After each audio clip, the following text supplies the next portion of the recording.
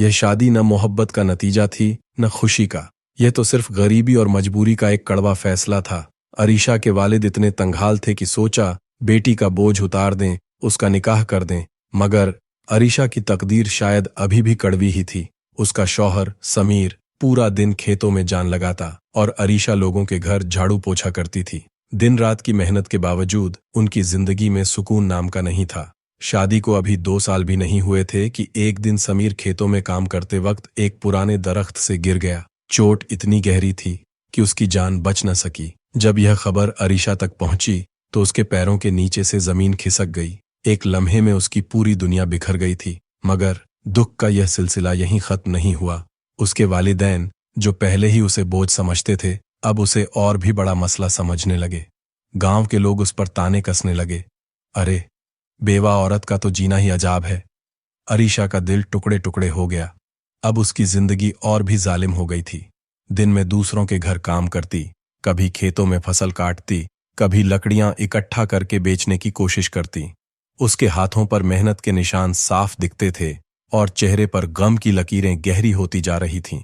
और इस मजबूरी का फायदा उठाना चाहते थे कुछ गांव के मर्द, जो उसके इर्द गिर्द मंडराने लगे। लेकिन अरीशा अपनी इज्जत बचाने के लिए हर कुर्बानी देने को तैयार थी। वह रात दिन अपने रब से दुआ करती, या अल्लाह मुझे इन अंधेरों से निकाल ले। उस रात भी जब वह खेतों से लकड़ियां काट कर वापस आई थी, थकावट उसके चेहरे से टपक रही थी। घर आकर पानी का एक घूंट पिया और सीधे छत पर चली गई, ठंडी हवा का सुकून लेने। आसमान की तरफ देखती हुई अपने ख्यालों में खोई थी कि अचानक हवा का रुख बदलने लगा। रात की खामोशी में एक अजीब सी सरसराहट गूंजने लगी। अरीशा का दिल धड़कने लगा। जब वह छत से उतरने लगी तो महसूस हुआ जैसे कोई उसके करीब है। फिर छत पर एक हल्की सी रोशनी चमकी। ये रोशनी न चिराग की थी न चांद की, कुछ अलग ही थी। महसूस हुआ जैसे कोई गैर मामूली मखलूक आसपास हो। अरीशा का जिस्म कांपने लगा। हिम्मत करके ऊपर देखा तो कुछ साए नजर आए। इंसानों जैसे नहीं लग रहे थे। उनमें से एक आदमी सबसे लंबा था। उसकी आंखें रोशनी की तरह चमक रही थीं। अरीशा पीछे हटने लगी, मगर वह अजनबी उसके पास आ गया। नहीं डरो अरीशा, उसने नरम लेकिन गहरी आवाज में कहा। मैं तुम्हें कोई नुकसान नहीं पहुंचाऊंगा। अरीशा की आवाज कांप गई। तुम कौन हो और मेरा नाम कैसे जानते हो? वह मुस्कुराया।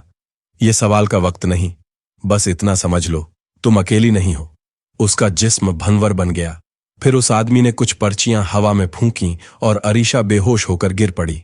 जब सुबह आंख खुली तो वह अपने कमरे में थी। पूरा जिस्म सुन्न हो चुका था। रात का हर मंजर उसकी आंखों के सामने घूम रहा था। यह कौन था और क्यों आया था? एक दिन जब अरीशा खेतों में काम कर रही थी, एक छोटा सा बच्चा रोते हुए नजर आया। उसकी हालत बहुत खराब थी, जैसे माँ बाप से बिछड़ गया हो। अरीशा का दिल पिघल गया। उसे उठाया, खाना खिलाया, मगर वह बच्चा अजीब था। उसकी नीली आंखों में ऐसी कशिश थी जैसे कहीं देखी हुई हो, पर याद नहीं आ रही थी कहां। खाना खाते ही वह बच्चा अचानक वहां से भाग गया। अरीशा ने उसे ढूंढा, मगर वह मिलता नहीं था। उस रात जब अरीशा छत पर लेटी थी, उस बच्चे की नीली आंखें उसके जहन में चमक रही थीं। लगता था जैसे वह कुछ कहना चाहता हो, पर उसकी बात समझना नामुमकिन था। और अगला दिन और भी अजीब होने वाला था। उस दिन जब अरीशा लकड़ियां इकट्ठी करने जंगल गई थी तो उसे महसूस हुआ कि कोई उसके पीछे चला आ रहा है। उसने घबराकर पलट कर देखा, मगर वहां कोई नहीं था। फिर भी उसके अपने कदमों के साथ किसी और के कदमों की हल्की सी आहट सुनाई दे रही थी। दिल घबरा गया। अरीशा ने तेज कदम उठाए, लेकिन वह आहट भी उसके साथ साथ तेज होने लगी। रात को जब वह अपने बिस्तर पर लेटी तो उसे महसूस हुआ कि जैसे कोई उसके कमरे में है। इधर उधर नजर दौड़ाई, मगर कहीं कोई था नहीं। मगर फिर वही पुरअसरार खुशबू महसूस हुई जो कुछ दिन पहले उस रोशनी के वक्त आई थी। उसका दिल धड़कने लगा। उसे लगा जैसे कोई साया धीरे धीरे उसके करीब आ रहा हो। उसने घबराकर अपनी आंखें बंद कर लीं और दिल ही दिल में दुआ पढ़ने लगी। कुछ देर बाद जब आंखें खोलीं, सब कुछ नॉर्मल था, मगर अरीशा के दिल ने गवाही दी, कुछ तो अजीब हो रहा है। एक दिन जब अरीशा गांव के कुएं पर पानी भरने गई तो वहां उसकी मुलाकात हुई एक पुरानी बूढ़ी औरत से। यह औरत हमेशा अकेली रहती थी और लोगों के बीच इसके बारे में अजीबो गरीब कहानियां मशहूर थीं। बूढ़ी औरत अरीशा के पास आई और धीमी आवाज में बोली, बेटी, जो कुछ तेरे साथ हो रहा है मैं महसूस कर सकती हूँ। वह बच्चा जो तूने देखा था वह एक आम बच्चा नहीं था। अरीशा के रोंगटे खड़े हो गए। उसने जल्दी से पूछा, आपको कैसे पता कौन था वो? लेकिन बूढ़ी औरत चुप रही, बस एक गहरी नजर डाली और वहां से चली गई। अरीशा के दिल में अजनबी सी बेचैनी छा गई। उसने खुद को समझाने की कोशिश की कि यह सब मेरा वहम है, लेकिन उसका दिल मानने को तैयार नहीं था। इस बीच घर का माहौल और भी जहरीला होने लगा। यह रही आपकी स्क्रिप्ट को मॉडर्न हिंदी में लिखा गया जैसा आपने कहा था। उसकी सास रोजाना तंज करती थी, तेरी जैसी मनहूस औरत की वजह से मेरा बेटा समीर मर गया, निकाल जा यहां से वरना एक दिन खुद घसीट के बाहर फेंक दूंगी। नंद भी झर उगलते हुए कहती, तेरी वजह से मेरी शादी नहीं हो रही, तू तो कोई जादूगरनी लगती है। मगर आरिशा की मुश्किलें सिर्फ घर तक सीमित नहीं रही थीं। जब से उसने जंगल में उस अनोखे बच्चे को खाना खिलाया था, अजीबो गरीब हादसे होने लगे थे। एक दिन उसकी सास ने आग जलाने में देर होने पर आरिशा पर हाथ उठाने का सोचा। वो गुस्से में एक मोटा डंडा उठाकर आरिशा की तरफ बढ़ी, मगर अचानक कुछ अजीब हुआ। उसका पैर किसी ने जैसे खींच लिया हो और वो जोर से गिर गई। वो डंडा उसके अपने सिर पर जा लगा। दर्द से चीखती हुई अपने कमरे में भाग गई। आरिशा हैरान रह गई। क्या कोई था जो उसे बचाने आया था? लेकिन कौन? कुछ दिन बाद रात के अंधेरों में उसकी नंदों ने साजिश रच दी। उन्होंने आरिशा का बिस्तर बाहर फेंक दिया और उसे घसीटकर दरवाजे की तरफ ले जाने लगी। तभी कमरे में अचानक एक अजीब सी ठंडक फैल गई। हर तरफ हल्की नीली रोशनी छा गई और उस रोशनी के बीच एक बड़ा सा खौफनाक साया नमूदार हुआ। नंदों की चीखें निकल गईं। पूरा घर कांप उठा। आरिशा पत्थर बनकर जैसे वहीं की वहीं जम गई थी। गांव में कोई नहीं समझ सका कि ये सब क्या था। कुछ लोग कहते देवी का करिश्मा है, कुछ कहते किसी जादू का असर है, लेकिन आरिशा जानती थी ये सब उस राज भरे बच्चे से जुड़ा था। कौन था वो बच्चा और क्यों उसकी जिंदगी में आया था? इस सवाल का जवाब अब भी बाकी था। और गांव की उस रात का सन्नाटा आज तक लोगों को सोने नहीं देता। अंधेरा घना हो चुका था। ठंडी सरसराती हवा पेड़ों की शाखाओं को हिला रही थी और पूरा माहौल किसी भूतिया कहानी जैसा बन गया था। आरिशा की दोनों नंदें कांपती हुई जमीन पर गिर गईं। उनमें से एक ने खंपकपाती आवाज में कहा, यह क्या था? इससे पहले कि कुछ समझ पाती, वो साया उनकी नजरों से गायब हो गया। लेकिन जो दहशत उनके दिलों में उतर चुकी थी वो किसी भी तौर मिटने वाली नहीं थी। दोनों सिर पर पांव रखकर भाग गईं, मगर जो कुछ हुआ था उसके असर घर के माहौल पर बाकी रह गए थे। घर के अंदर तो पहले ही तनाव छाया था, लेकिन अब आरिशा की सास का चेहरा और भी ज्यादा बिगड़ चुका था। वो बार बार कहती, इस लड़की के साथ कोई साया है, ये हमें बर्बाद करने आई है। पहले मेरी किस्मत का तारा समीर छीन लिया, अब पूरे परिवार को ले डूबेगी। रोज नए नए मौलवी और आमिल बुलाने की बातें होने लगीं। उसका इरादा साफ था, किसी भी तरह आरिशा को घर से निकाल देना है। आरिशा का दिल डर से कांपने लगा था। उसके अंदर बस एक ही खौफ था, अगर घर से निकाल दिया गया तो जाए कहाँ? अपने माँ बाप ने तो पहले ही उसे ठुकरा दिया था। पिता ने तो साफ कह दिया था, अब तेरा जीना मरना ससुराल से है, अपने घर दोबारा कदम मत रखना। और फिर एक दिन उसकी सास ने गांव के मशहूर मौलवी को घर बुला लिया।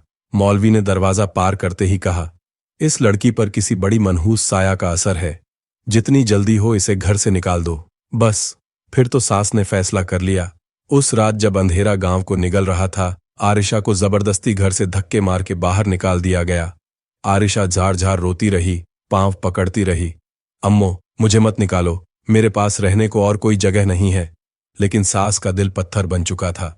अब आरिशा रात के सन्नाटे में अकेली बेसहारा सड़कों पर खड़ी थी। उसकी दुनिया अंधेरों में डूब चुकी थी। दिल फटने जा रहा था और आंखों से आंसुओं का तूफान बह रहा था। खुद से पूछा, अब कहाँ जाऊं? जिस घर में जन्म लिया वहां का रास्ता बंद था। ससुराल ने मनहूस कहकर निकाल दिया था। चांदनी रात थी, मगर आरिशा के दिल का अंधेरा इतना गहरा था कि चांद का नूर भी फीका लग रहा था। थकावट और खौफ के बावजूद वो चलते चलते गांव के एक कोने तक पहुंच गई। वहां एक पुरानी झोपड़ी में हल्की सी रोशनी झलक रही थी। थोड़ी सी हिम्मत जुटाकर उसने दरी हुई आवाज में दरवाजा खटखटाया। दरवाजा खुला। एक बूढ़ी औरत सामने आई, जिसका चेहरा झुर्रियों से भरा था, मगर आंखों में एक अजीब सी मोहब्बत और नरमाहट चमक रही थी। उसने आरिशा को हैरत से देखा और प्यार भरी आवाज में पूछा, बेटी इस वक्त और इस जगह क्या कर रही हो? ये वक्त और ये रास्ते औरतों के लिए महफूज नहीं होते। और फिर आरिशा टूट पड़ी और अपनी पूरी कहानी आंसुओं के साथ सुना दी। बूढ़ी औरत चुपचाप सुनती रही। उसकी आंखों में एक अजीब सा दुख था, जैसे वो सब कुछ जानती हो। बूढ़ी औरत की बातें सुनकर आरिशा का दिल भर आया। उसने धीरे से कहा, ये दुनिया बहुत जालिम है बेटी, मगर अल्लाह किसी न किसी रास्ते से मदद करता है। आओ अंदर आ जाओ, कुछ दिनों के लिए मेरे पास पनाह मिल सकती है। आरिशा चुपचाप उसके साथ चली गई। अंदर सब कुछ बहुत सादगी से भरा था। एक कोने में पुराना चूल्हा जल रहा था और एक तरफ दीवार के साथ एक पुराना पलंग पड़ा था। बूढ़ी औरत ने उसके लिए रोटी और दाल रखी। कई दिनों के भूखे पेट के लिए ये खाना किसी नेमत से कम नहीं था। आरिशा ने शुक्र अदा करते हुए खाना खाया, फिर पलंग पर लेट गई, मगर नींद उसकी आंखों से कोसों दूर थी। वो अपनी सांस की जालिम बातों और इस अनजान औरत की मेहरबानी के बारे में सोचती रही। सुबह होते ही आरिशा ने बूढ़ी औरत से कहा, अम्मा, आपने मुझे पनाह दी, इसका मैं हमेशा शुक्रगुजार रहूंगी, लेकिन मैं हमेशा आप पर बोझ नहीं रहना चाहती। मुझे कोई काम ढूंढ दो ताकि मैं अपने पैरों पर खड़ी हो सकूं। बूढ़ी औरत ने प्यार से सिर हिलाया, फिर कुछ सोचकर बोली, गांव के करीब एक वीरान इलाका है। वहां एक बड़ी सी हवेली है। शायद वहां काम मिल जाए, लेकिन लोग वहां जाने से डरते हैं। अब कहानी और आगे बढ़ेगी। आरिशा ने हैरानी से पूछा, अम्मा, ऐसी कैसी हवेली है? लोग वहां जाने से डरते क्यों हैं? बूढ़ी औरत ने गहरी सांस ली और धीमे लहजे में बोली, बेटी, दुनिया सिर्फ जालिम नहीं, कहीं पुरअसरार भी है। उस हवेली के बारे में कई कहानियां मशहूर हैं। किसी का कहना है वहां असफ का साया है, किसी का कहना है वहां का मालिक अजीब और गरीब है। लेकिन अगर तुझे अपनी जिंदगी सुधारनी है तो तुझे हिम्मत करनी होगी। अगली सुबह बूढ़ी औरत आरिशा को लेकर उस वीरान इलाके तक गई। रास्ता सुनसान था। हवा पेड़ों की शाखों को झटका रही थी और अजीब खौफनाक आवाजें उठ रही थीं। दूर एक पुरानी बड़ी हवेली नजर आई। चारों तरफ ऊंचे ऊंचे पेड़।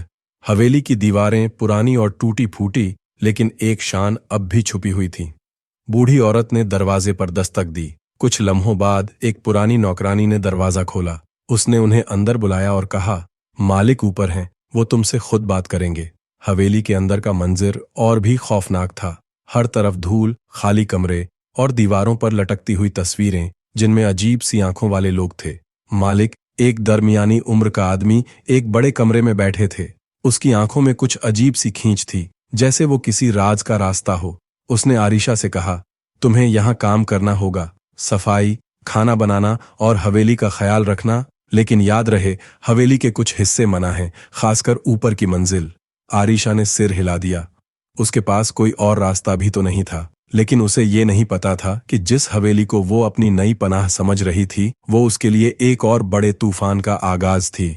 उसी रात जब वो अपने कमरे में सोती रही, अचानक उसकी आंख खुली और उसे महसूस हुआ दरवाजा धीरे धीरे खुल रहा था। अपने आप दरवाजा बंद हो गया था, लेकिन जैसे ही आरिशा पलटी, उसकी नजर कमरे के कोने में पड़े एक साए पर पड़ गई। वह साया सिर्फ कुछ पल के लिए नजर आया और फिर अंधेरे में गायब हो गया। यह देखकर आरिशा का रंग उड़ा चला गया। डर के बावजूद उसने जल्दी जल्दी आयतुल कुर्सी पढ़ना शुरू किया और नींद की कोशिश की, लेकिन अब उसकी नींद तो जैसे रात के अंधेरों में खो चुकी थी। सब कुछ एक अजीब पहेली बन गया था उसके लिए। सुबह वह नीचे किचन में गई, जहां एक बूढ़ी मुलाजिमा काम कर रही थी। झिझकते हुए आरिशा ने पूछा, अम्मा, रात को अजीब वाकया हुआ। दरवाजा अपने आप खुला और मैंने एक साया भी देखा। क्या ये हवेली वाकई भूतिया है? बूढ़ी औरत ने पहले उसकी बात को टालने की कोशिश की, फिर एक गहरी आह भरकर बोली, बेटी, यह हवेली बहुत पुरानी है और पुरानी जगह से हमेशा कुछ न कुछ कहानियां चिपकी होती हैं। मैं पहले ही कह चुकी हूं, ज्यादा सवाल मत कर, सिर्फ अपना काम कर और अल्लाह का नाम ले। लेकिन आरिशा के लिए सब कुछ इतना आसान नहीं था। ऊपर की मंजिल पर जाना सख्त मना था, लेकिन कभी कभी वहां से ऐसी आवाजें आती जो उसकी तवज्जो अपनी तरफ खींच लेती थीं। कभी लगता जैसे कोई ऊपर चल रहा है, कभी हल्की हल्की सरगोशियां सुनाई देती थीं। कुछ दिन बाद एक और अजीब वाकया हुआ। रात के वक्त जब आरिशा बावर्ची खाने में पानी लेने गई, तो उसे महसूस हुआ जैसे कोई उसके बिल्कुल पीछे खड़ा हो। वो फौरन पलटी, लेकिन पीछे कोई नहीं था। अचानक बावर्ची खाने की खिड़की जोर से बंद हो गई, बिना किसी हवा के। यह सब सिर्फ एक बार नहीं हुआ। जब भी आरिशा अकेली होती, उसे किसी की मौजूदगी का एहसास जरूर होता। फिर एक रात जब पूरी हवेली नींद में डूबी थी, आरिशा ने फैसला किया वो हवेली का सबसे बड़ा राज समझ के रहेगी। दबे पांव ऊपर की मंजिल की तरफ बढ़ने लगी। हर कदम के साथ उसका दिल तेज तेज धड़क रहा था। ऊपर पहुंचकर उसने देखा, एक बड़ा सा दरवाजा था जिस पर अजीब सी अलामात बनी हुई थी, ऐसी निशानी जो आरिशा ने कभी पहले नहीं देखी थी। उसने दरवाजा धकेलने की कोशिश की, लेकिन वो बंद था। तभी उसने महसूस किया कि किसी ने उसके कंधे पर हाथ रखा है। आरिशा का पूरा शरीर सुन्न हो गया। जब उसने हिम्मत करके पीछे देखा तो कोई नहीं था। खौफ के मारे वो लड़खड़ाते हुए नीचे भागी और अपने कमरे में जाकर दरवाजा बंद कर दिया। सुबह होने पर हवेली के मालिक समीर ने उसे बुलाया। वह बहुत संजीदा लग रहा था। समीर ने कहा, मैंने तुम्हें मना किया था ऊपर जाने से। अगर यहां रहना है तो मेरी बात मान लो। आरिशा ने डरते डरते माफी मांग ली, लेकिन उसके दिल में शक बैठ चुका था। हवेली में कुछ तो था जो समीर और बूढ़ी मुलाजिमा उससे छुपा रहे थे। रातें बीतती रही, लेकिन हवेली की राजभरी आवाजें, सरगोशियां और अजीबोगरीब हादसे उसका पीछा नहीं छोड़ रहे थे। फिर एक रात जब आरिशा किसी काम से तहखाने में गई तो वहां भी उसे हल्की हल्की सरगोशियां सुनाई देने लगीं। हालांकि वहां आरिशा के सिवा कोई नहीं था, लेकिन सबसे खौफनाक मंजर तब सामने आया जब एक रात आरिशा ने समीर के कमरे से अजीब सी आवाजें सुनी। वह दबे पांव समीर के कमरे के पास गई और दरवाजे की छेद से झांकने लगी। अंदर का मंजर देखकर उसके होश उड़ गए। समीर जमीन पर एक अजीब से चमकते हुए गोलों में बैठा था। उसके आसपास मोमबत्तियां जल रही थीं और वह किसी अजनबी जबान में कुछ पढ़ रहा था। और सबसे ज्यादा खौफनाक बात, उस गोल के बीच में एक लकड़ी की तख्ती थी जिसमें एक तस्वीर रखी थी, और वह तस्वीर किसी और की नहीं बल्कि आरिशा की अपनी थी। इससे पहले कि आरिशा कुछ और देख पाती, एक मोमबत्ती की रोशनी दरवाजे के छेद पर पड़ी और समीर की नजर सीधी उस तक चली गई। अंदर से एक दाढ़ी सी आवाज आई, कौन है वहां? आरिशा का दिल जोर से धड़कने लगा। उसने घबराकर अंधेरे कॉरिडोर में भागने की कोशिश की, लेकिन उसके पैर कांप रहे थे और उसका रास्ता अब और भी ज्यादा खतरनाक होने वाला था। अपने कमरे तक का सफर उसने नफरत और खौफ के साथ तय किया। दरवाजा बंद करते वक्त उसके जहन में सिर्फ एक सवाल था, समीर उसकी तस्वीर के साथ क्या कर रहा था? और वह तहखाने में दबी हुई राजभरी सरगोशियां, वो किसकी थी? कुछ दिन बीत गए और फिर हवेली में एक और खौफनाक वाकया हुआ। बंद कमरे से चीखने, मदद मांगने की आवाजें आने लगीं।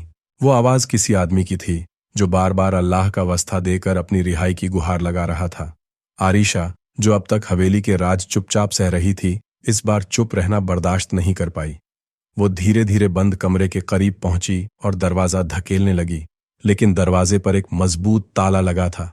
अचानक पीछे से बूढ़ी मुलाजिमा ने उसका हाथ पकड़ लिया। दबे लहजे में बोली, तुम क्या कर रही हो? पागल हो गई हो क्या? तुम नहीं जानती किस मुसीबत में पड़ जाओगी। यह कमरा तुम्हारे लिए नहीं है। आरिशा ने डरते डरते पूछा, मगर अंदर कौन है? यह आवाज किसकी थी? बूढ़ी औरत ने उसकी आंखों में झांक कर गहरी संजीदगी से कहा, यह हवेली का सबसे बड़ा राज है। अगर तुमने जानने की कोशिश की तो तुम भी इन्हीं राजों में दबकर रह जाओगी। आरिशा ने मजबूरन उसकी बात मान ली, लेकिन अब उसके दिल में शक पक्का हो चुका था। कुछ न कुछ तो सच में गड़बड़ थी। कुछ दिन बाद आरिशा ने महसूस किया कि समीर हर रात अपने कमरे में बंद रहता है। उसके कमरे से अजीब सी रोशनी और राज भरी आवाजें आती थीं। एक रात जब दरवाजा हल्का सा खुला मिला तो आरिशा ने हिम्मत करके अंदर झांका। जो मंजर उसने देखा, उसके रोंगटे खड़े हो गए। एक आदमी जंजीरों में जकड़ा हुआ था। उसके चेहरे पर खौफ और तकलीफ के गहरे निशान थे।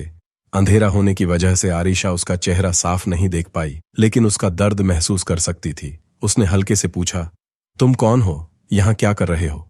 जंजीरों में जकड़े हुए आदमी ने थकी सी आवाज में जवाब दिया, मुझे समीर ने कैद कर लिया है। वो एक बेरहम इंसान है।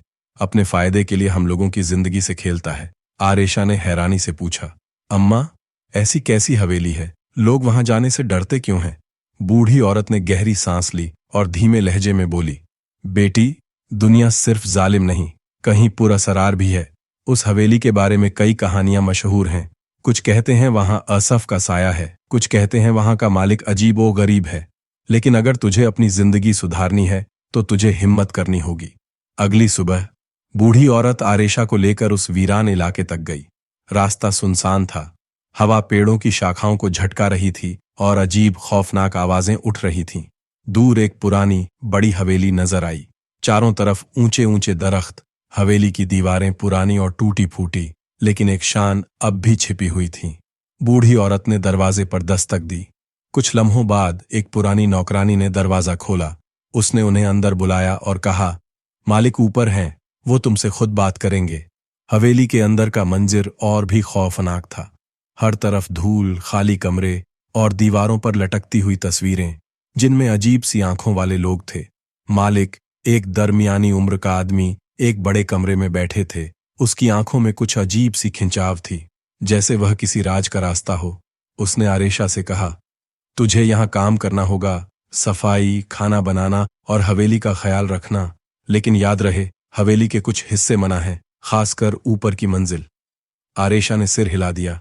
उसके पास कोई और रास्ता भी तो नहीं था, लेकिन उसे यह नहीं पता था कि जिस हवेली को वह अपनी नई पनाह समझ रही थी, वो उसके लिए एक और बड़े तूफान का आगाज थी। उसी रात जब वह अपने कमरे में सो रही थी, अचानक उसकी आंख खुली और उसे महसूस हुआ दरवाजा धीरे धीरे खुल रहा था। अपने आप दरवाजा बंद हो गया था, लेकिन जैसे ही आरेशा पलटी, उसकी नजर कमरे के कोने में पड़े एक साए पर पड़ गई। वो साया सिर्फ कुछ पल के लिए नजर आया और फिर अंधेरे में गायब हो गया। यह देखकर आरेशा का रंग उड़ा चला गया। डर के बावजूद उसने जल्दी से आयतुल कुर्सी पढ़ना शुरू किया और नींद की कोशिश की, लेकिन अब उसकी नींद तो जैसे रात के अंधेरों में खो चुकी थी। सब कुछ एक अजीब पहेली बन गया था उसके लिए। सुबह वह नीचे किचन में गई, जहां एक बूढ़ी मुलाजिमा काम कर रही थी। झिझकते हुए आरेशा ने पूछा, अम्मा, रात को अजीब वाकया हुआ। दरवाजा अपने आप खुला और मैंने एक साया भी देखा। क्या यह हवेली वाकई भूतिया है? बूढ़ी औरत ने पहले उसकी बात को टालने की कोशिश की, फिर एक गहरी आह भरकर बोली, बेटी, यह हवेली बहुत पुरानी है और पुरानी जगह से हमेशा कुछ न कुछ कहानियां चिपकी होती हैं। मैं पहले ही कह चुकी हूं, ज्यादा सवाल मत कर, बस अपना काम कर और अल्लाह का नाम ले। लेकिन आरेशा के लिए सब कुछ इतना आसान नहीं था। ऊपर की मंजिल पर जाना सख्त मना था, लेकिन कभी कभी वहां से ऐसी आवाजें आती जो उसकी तवज्जो अपनी तरफ खींच लेती थीं। कभी लगता जैसे कोई ऊपर चल रहा है, कभी हल्की हल्की सरगोशियां सुनाई देती थीं। कुछ दिन बाद एक और अजीब वाकया हुआ। रात के वक्त जब आरेशा बावर्ची खाने में पानी लेने गई, तो उसे महसूस हुआ जैसे कोई उसके बिल्कुल पीछे खड़ा हो। वो फौरन पलटी, लेकिन पीछे कोई नहीं था। अचानक बावर्ची खाने की खिड़की जोर से बंद हो गई, बिना किसी हवा के। यह सब सिर्फ एक बार नहीं हुआ। जब भी आरेशा अकेली होती, उसे किसी की मौजूदगी का एहसास जरूर होता। फिर एक रात जब पूरी हवेली नींद में डूबी थी, आरेशा ने फैसला किया वो हवेली का सबसे बड़ा राज समझ के रहेगी। दबे पांव ऊपर की मंजिल की तरफ बढ़ने लगी। हर कदम के साथ उसका दिल तेज तेज धड़क रहा था। ऊपर पहुंचकर उसने देखा, एक बड़ा सा दरवाजा था जिस पर अजीब सी आलमात बनी हुई थी, ऐसी निशानी जो आरेशा ने कभी पहले नहीं देखी थी। उसने दरवाजा धकेलने की कोशिश की, लेकिन वो बंद था। तभी उसने महसूस किया कि किसी ने उसके कंधे पर हाथ रखा है। आरेशा का पूरा जिस्म सन हो गया। जब उसने हिम्मत करके पीछे देखा तो कोई नहीं था। खौफ के मारे वो लड़खड़ाते हुए नीचे भागी और अपने कमरे में जाकर दरवाजा बंद कर दिया। सुबह होने पर हवेली के मालिक समीर ने उसे बुलाया। वो बहुत संजीदा लग रहा था। समीर ने कहा, मैंने तुम्हें मना किया था ऊपर जाने से। अगर यहां रहना है तो मेरी बात मान लो। आरेशा ने डरते डरते माफी मांग ली, लेकिन उसके दिल में शक बैठ चुका था। हवेली में कुछ तो था जो समीर और बूढ़ी मुलाजिमा उससे छुपा रहे थे। रातें बीत रही थीं, लेकिन हवेली की राज भरी आवाजें, सरगोशियां और अजीबो गरीब हादसे उसका पीछा नहीं छोड़ रहे थे। फिर एक रात जब आरेशा किसी काम से तहखाने में गई, तो वहां भी उसे हल्की हल्की सरगोशियां सुनाई देने लगी। हालांकि वहां आरेशा के सिवा कोई नहीं था, लेकिन सबसे खौफनाक मंजर तब सामने आया जब एक रात आरेशा ने समीर के कमरे से अजीब सी आवाजें सुनी। वह दबे पांव समीर के कमरे के पास गई और दरवाजे की छेद से झांकने लगी। अंदर का मंजर देखकर उसके होश उड़ गए। समीर जमीन पर एक अजीब से चाकले हुए गोले में बैठा था।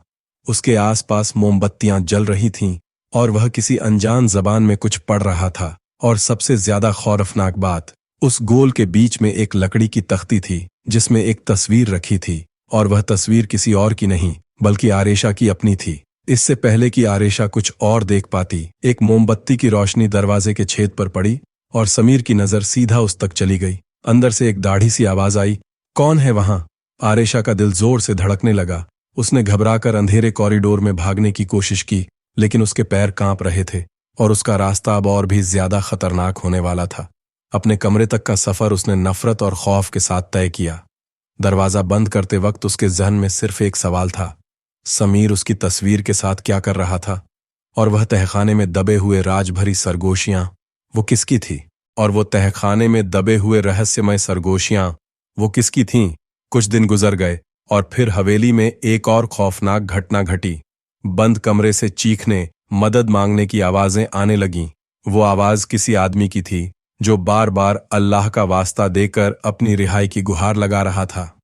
आरेशा, जो अब तक हवेली के राज चुपचाप सह रही थी, इस बार चुप रहना बर्दाश्त नहीं कर पाई। वह धीरे धीरे बंद कमरे के पास पहुंची और दरवाजा धकेलने लगी, लेकिन दरवाजे पर एक मजबूत ताला लगा था। अचानक पीछे से बूढ़ी मुलाजिमा ने उसका हाथ पकड़ लिया। दबे स्वर में बोली, तुम क्या कर रही हो? पागल हो गई हो क्या? तुम नहीं जानती कि किस मुसीबत में पड़ जाओगी? यह कमरा तुम्हारे लिए नहीं है। आरेशा ने डरते डरते पूछा, लेकिन अंदर कौन है? यह आवाज किसकी थी? बूढ़ी औरत ने उसकी आंखों में झांकते हुए गहरी गंभीरता से कहा, यह हवेली का सबसे बड़ा राज है। अगर तुमने जानने की कोशिश की तो तुम भी इन्हीं राजों में दबकर रह जाओगी। आरेशा ने मजबूरी में उसकी बात मान ली, लेकिन अब उसके दिल में शक पूरी तरह से पक्का हो चुका था। कुछ न कुछ तो सच में गड़बड़ था। कुछ दिन बाद आरेशा ने महसूस किया कि समीर हर रात अपने कमरे में बंद रहता है। उसके कमरे से अजीब सी रोशनी और रहस्यमय आवाजें आ रही थीं। एक रात जब दरवाजा हल्का सा खुला मिला तो आरेशा ने हिम्मत करके अंदर झांका। जो दृश्य उसने देखा, उसके रोंगटे खड़े हो गए। एक आदमी जंजीरों में जकड़ा हुआ था। उसके चेहरे पर डर और तकलीफ के गहरे निशान थे। अंधेरा होने की वजह से आरेशा उसका चेहरा साफ नहीं देख पाई, लेकिन वह उसका दर्द महसूस कर सकती थी। उसने हल्के से पूछा, तुम कौन हो? यहां क्या कर रहे हो? जंजीरों में जकड़े हुए आदमी ने थकी सी आवाज में जवाब दिया, मुझे समीर ने कैद कर लिया है। वह एक बेरहम इंसान है। अपने फायदे के लिए वह लोगों की जिंदगियों से खेलता है। वह लोगों की आत्माओं को कैद करके अपनी ताकत बढ़ाता है। अगर तुम मुझे नहीं छुड़ाओगी तो अगला निशाना तुम होगी। यह सुनते ही आरेशा का दिल जोर जोर से धड़कने लगा। उसे वह दृश्य याद आया जब उसने समीर को उसकी तस्वीर के साथ काला जादू करते देखा था। क्या समीर कोई आमिल या काला जादू करने वाला था? आरेशा की रीढ़ की हड्डी में ठंडी सिहरन दौड़ गई। वह तुरंत जंजीरों को खोलने लगी, लेकिन वे इतनी मजबूत थीं कि टूटने का नाम ही नहीं ले रही थीं। तभी पीछे से किसी के कदमों की आहट सुनाई दी। डर के मारे आरेशा ने तुरंत भागकर कमरे का दरवाजा बंद कर दिया। अगली कुछ रातें उसके लिए सजा बन गईं। वह बंदी की दर्द भरी आंखों और जंजीरों की आवाजों को अपने दिमाग से निकाल नहीं पा रही थी। उसने फैसला कर लिया था, चाहे कुछ भी हो जाए वह उस बंदी को आजाद कराएगी। लेकिन यह आसान नहीं था। समीर हमेशा उस पर नजर रखता था। आरेशा को बहुत सावधानी से काम लेना था। उसने बूढ़ी मुलाजिमा से मदद मांगने की कोशिश की, लेकिन वह डर के मारे इनकार कर गई। बेटी, मैं तुम्हारी मदद नहीं कर सकती। फिर कुछ सोचकर बूढ़ी औरत बोली, लेकिन अगर तुम वाकई उसे बचाना चाहती हो तो तुम्हें समीर के जादू का तोड़ ढूंढना होगा। जब तक उसका जादू कमजोर नहीं होगा तुम कुछ नहीं कर सकती। आरेशा ने पूछा, कैसे? बूढ़ी औरत ने राज से कहा, तुम्हें सब कुछ समीर के कमरे से शुरू करना होगा। वहीं वह अपना गलत काम करता है। एक रात जब समीर हवेली से बाहर गया, आरेशा चुपके से उसके कमरे की ओर चल पड़ी, और यह रात उसकी तकदीर को हमेशा के लिए बदलने वाली थी। जब आरेशा समीर के कमरे में दाखिल हुई तो एक अजीब सी बू उसकी इंतजार कर रही थी। अलमारी में पुरानी और अजीब किताबें थीं, जिन पर अजीब से निशान बने हुए थे। कहीं कुछ चमकते हुए पत्थर थे और कुछ अजीब सा असर था इस कमरे में। लेकिन सबसे खास चीज जो उसकी नजर में आई वह थी एक पुरानी सी चाबी। क्या यह वही चाबी है जो उस बंदी की जंजीर खोल सकती है? आरेशा ने अपने आप से पूछा। उसने तुरंत चाबी उठाई और जल्दी से कमरे से बाहर जाने लगी। तभी उसने महसूस किया जैसे कोई उसे घूर रहा हो। घबराकर पीछे मुड़कर देखा, लेकिन वहां कोई नहीं था। वह बिना रुके अपने कमरे की तरफ भागी। अगली रात आरेशा ने चाबी हाथ में ली और बंद कमरे की ओर बढ़ी। जब बंदी ने उसे देखा तो बेचैनी से पूछा, क्या तुम्हें चाबी मिल गई? आरेशा ने हाँ में सिर हिलाया और तुरंत जंजीरें खोलने लगी। एक एक करके जंजीरें खुलने लगीं, और जैसे ही आखिरी जंजीर खुली वह बंदी अपने हाथ पकड़कर बोल पड़ा, तुमने मेरी जिंदगी बचा ली। आरेशा ने अब तक उसका चेहरा ठीक से नहीं देखा था, लेकिन जब उसने कहा, तुमने पहले मेरे बच्चे की मदद की थी और अब मेरी भी, तो आरेशा चौंक गई। कौन सा बच्चा? उसने हैरानी से पूछा। तभी उसे वह नीली आंखों वाला बच्चा याद आया जो खाना खाते ही अचानक गायब हो गया था। क्या यह वही था? उसके दिमाग में सवालों का तूफान उठ गया, लेकिन वक्त कम था। बंदी ने जल्दी से कहा, हमें यहां से तुरंत निकलना होगा। समीर के चेले को पता चल गया है कि तुमने मुझे आजाद कर दिया है। हवेली के पीछे एक राजदार रास्ता था जो सीधे जंगल की ओर जाता था, लेकिन वहां तक पहुंचना आसान नहीं था। चारों ओर समीर के लोग घूम रहे थे। सुरंग के अंदर अजीब ओ गरीब आवाजें गूंज रही थीं। आरेशा ने डरते हुए पूछा, क्या कोई हमारा पीछा कर रहा है? बंदी ने कहा, ये समीर की जादुई शक्तियां हैं, वह हमें हर हाल में रोकने की कोशिश करेगा।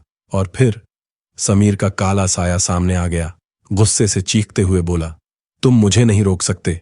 बंदी ने अपनी ताकत का इस्तेमाल किया और धीरे धीरे समीर की ताकत कमजोर होने लगी। कुछ ही देर में समीर तड़पते हुए राख बन गया।